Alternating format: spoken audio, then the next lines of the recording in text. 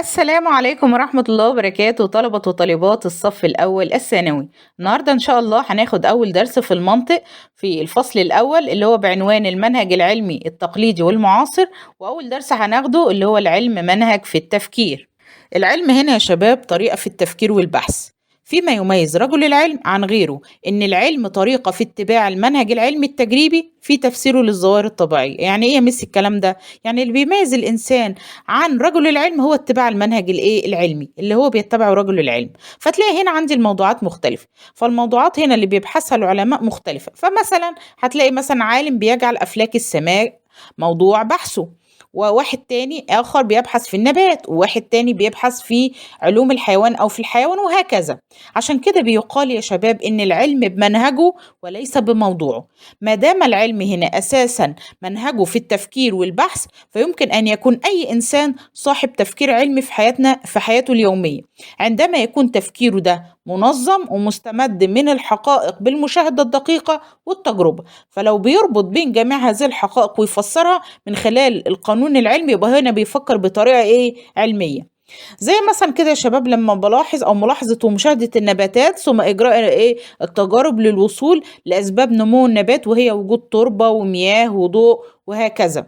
يبقى عايزين نقول ان العلم بمنهجه لا بموضوعه، يعني اساس العلم هو المنهج، لكن الاختلافات اللي بينهم في موضوعه، ده عالم نبات، ده عالم كيمياء، ده عالم ارض، هكذا. يبقى تاني يا شباب نلخص كلامنا ونقول العلم بمنهجه وليس بموضوعه. اللي بيميز العالم عن غيره من الفلاسفة والمفكرين وأصحاب أي شكل من التفكير هو المنهج العلمي اللي بيتبعوه. فمثلا عندنا بيدرس العالم والفيلسوف نفس الموضوع، لكن اللي بالعالم هنا هو بيتبع المنهج التجريبي في الدراسة. العلماء كمان بيدرسوا موضوعات مختلفة زي النبات والأسماك والمعادن والأرض وهكذا، وكلهم علماء بسبب اتباعهم للمنهج العلمي. عشان كده بيقول العلم بمنهجه وليس بموضوعه. طيب طالما ان العلم هو منهج، اذا يستطيع اي شخص ان هو يكون عالم طالما اتبع المنهج التجريبي والملاحظات والتجارب، وحاول ان هو يصل للقوانين العلمية. مثال على كده يا شباب اللي هي ملاحظة ومشاهدة النبات ثم إجراء التجارب وصولا لأسباب نمو النبات، وهي وجود التربة والمياه والضوء. حد هيجي يسأل هنا يا شباب ويقول ايه هو الاستقراء، او يعني ايه الاستدلال التجريبي او الاستقراء. الاستدلال التجريبي او الاستقراء هو العملية اللي بيبدأ فيها العالم من بحث حالات جزئية اللي هي مقدمات، بحثا تجريبيا للوصول لحكم عام اللي هي النتائج اللي احنا بنقول عليها دي، بحيث تنطبق على هذه النتائج دي على الحالات اللي خضعت للبحث والحالات المماثلة ليها. او ممكن نقوله يا شباب بتعريف تاني ابسط كده، هي عملية بننتقل فيها من دراسات حالات جزئية دراسة تجريبية لحكم عام ينطبق على الحالات المدروسة والحالات المشابهة ليها.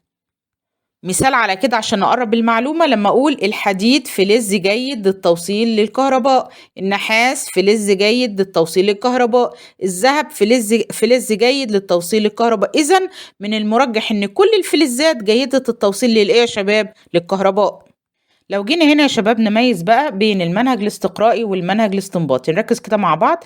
هناخد الأول الفرق بين المنهج الاستقرائي والمنهج الاستنباطي من حيث منهج العلوم. أول حاجة عندي المنهج الاستقرائي هو منهج العلوم الطبيعية والإنسانية. المنهج الاستنباطي بقى هو منهج الرياضة والمنطق.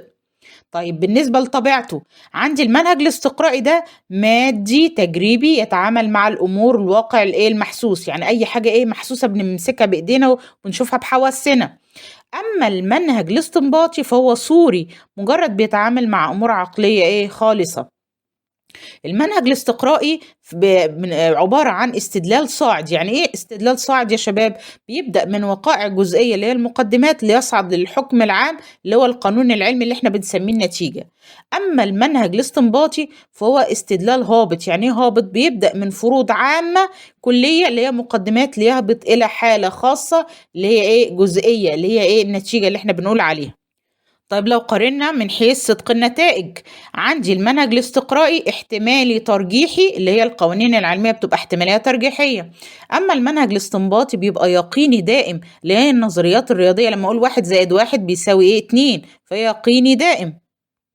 طيب ناخد مثال على المنهج الاستقرائي اللي هو المثال الشهير، الحديد معدن يتمدد بالحرارة، الفضة معدن يتمدد بالحرارة، الذهب معدن يتمدد بالحرارة. إذن من المرجح إن جميع المعادن بتتمدد بالحرارة. طب هاتلنا مثال يميس على المنهج الاستنباطي. لما أقول كل الأعداد الفردية بتقبل الاسم على نفسها والواحد فقط.